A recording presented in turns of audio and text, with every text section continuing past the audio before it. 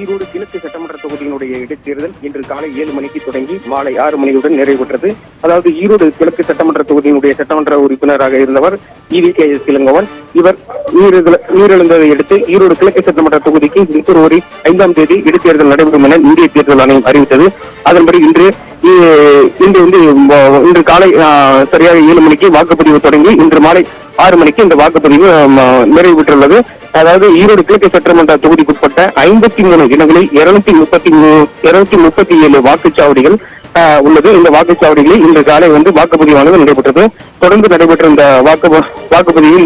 வாக்குப்பதிவானது இன்று மாலை 6 மணிக்கு நிறைவு பெற்றுள்ளது.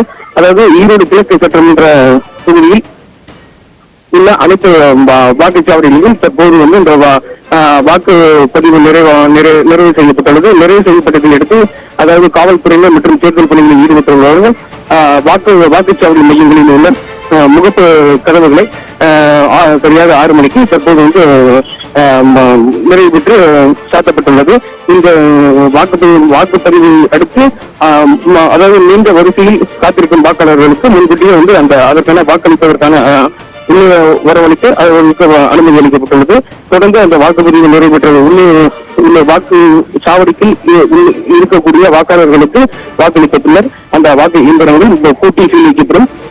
இதனைத் தொடர்ந்து ஈரோடு அரசு IRTT பொறியியல் கல்லூரியில் அதாவது கிச்சோடு IRTT பொறியியல் கல்லூரியில் இந்த வாக்குப்பதிவு இயந்திரங்கள் கொண்டு செல்லப்பட்டு வரும் 8ஆம் தேதி இந்த வாக்கு எண்ணிக்கை நடைபெற உள்ளது.